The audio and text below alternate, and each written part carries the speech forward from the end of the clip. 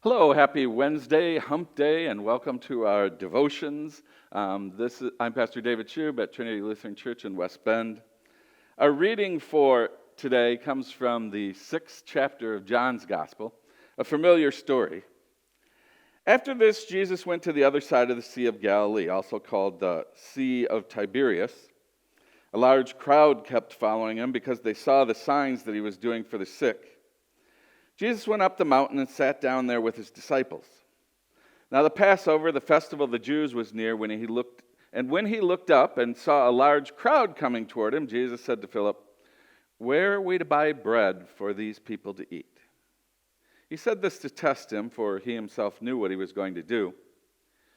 Philip answered, 6 months' wages wouldn't buy enough bread for each of them to get a little. One of his disciples, Andrew, Simon Peter's brother, said to him, "There's a boy here who has 5 barley loaves and 2 fish, but what are they among so many people?" Jesus said, "Make the people sit down." Now there was a great deal of grass in the place, so they sat down, about 5,000 in all. Then Jesus took the loaves, and when he had given thanks, he distributed them to those who were seated, so also the fish, as much as they wanted. When they were satisfied, he told his disciples, "Gather up the fragments left over, so that nothing may be lost." So they gathered them up, and from the fragments of the 5 barley loaves left by those who had eaten, they filled 12 baskets. When the people saw the sign that he had done, they began to say, "This indeed is the prophet who has come into the world." Well, again, we continue to struggle with how to see the world around us. And the church, for a while, has been engaging in a discussion about whether we see the world as a place of scarcity or a place of abundance. And this story is all about that discussion in some ways. A huge group of people surround Jesus and his disciples, and they begin to discuss how to feed them all. Jesus' disciples' answer is, "Well, we can't. There's not enough." But Jesus challenges this view of the world. He takes what they have and he starts giving it away to people, and lo and behold, there is enough.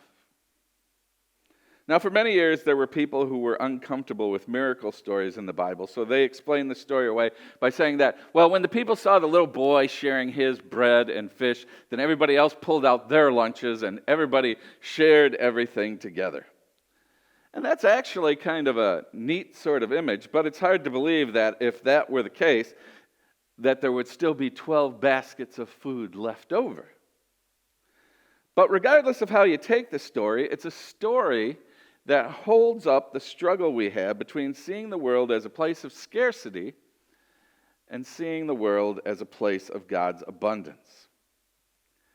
As long as we see the world primarily as a place of scarcity, we will be afraid to act as God's children because we'll be afraid that there won't be enough.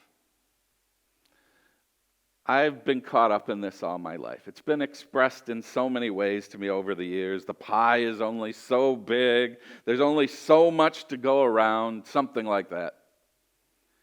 It's used to talk about money, but it's also time and love and energy. And to be truthful, it's tempting to give in to that vision. But when we see the world through this lens, it leads to all kinds of, evil. You have people starving throughout the world. You have governments saying, "We can't help everyone."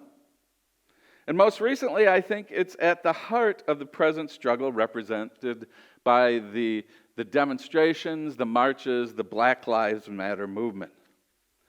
Forever, we have resisted the call to give people of color an equal place at the table, equal protections and respect, because we as white people are afraid that we will lose what we have. We might lose our jobs or lose our power or lose some other thing that we're afraid to lose. And by living out of this fear, we create the very scarcity that we envision. Our way of life is all based on a vision that there's only so much to go around. But I have at least had to entertain the possibility that the only reason that there is not enough is because we believe that there's not enough. Jesus invites us to open our eyes to God's abundance. I began to accept some visions of reality, not because I'm a brilliant mathematician or I think the people who uphold them have all the facts absolutely right and that this is a better analysis than any other, but because I start from the belief that I have a God of abundance.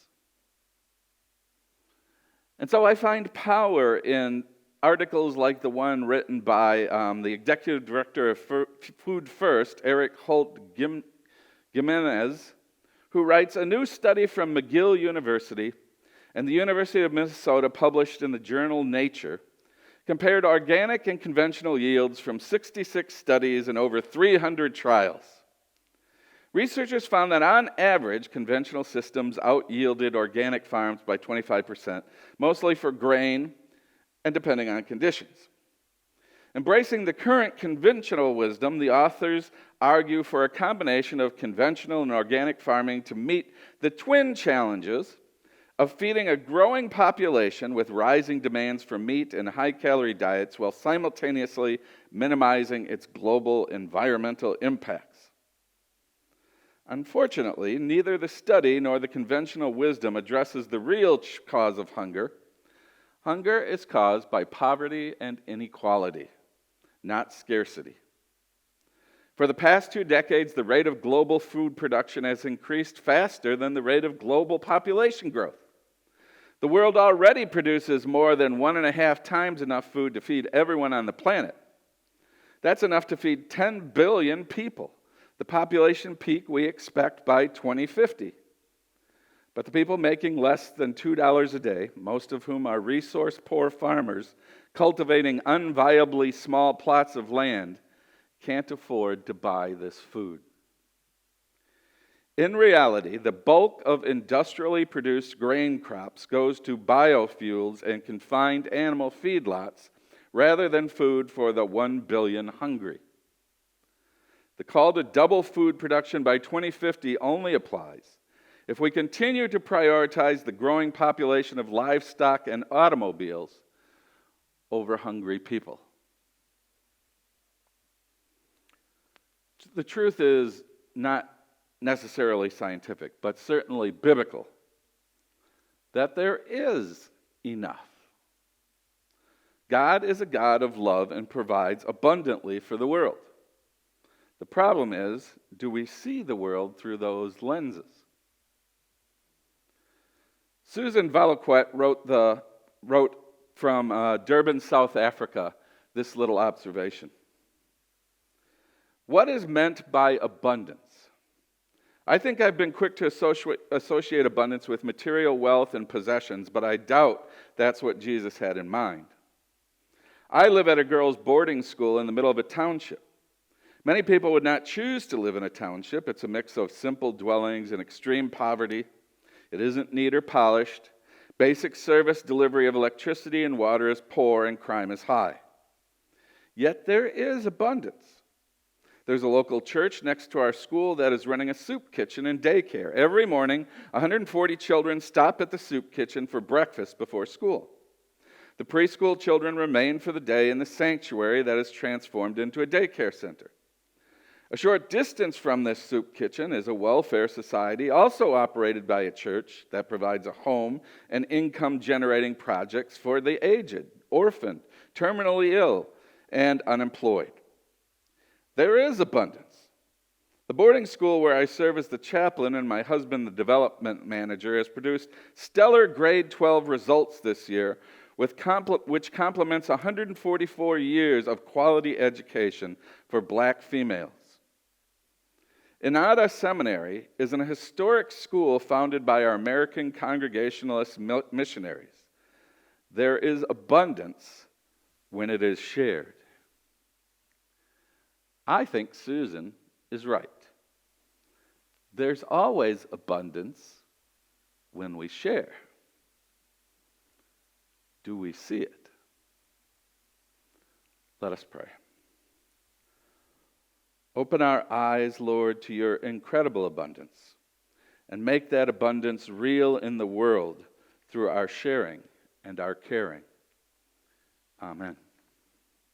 May your eyes be open today to the abundance all around you, and may you be open to sharing that with everyone you meet. Have a wonderful day.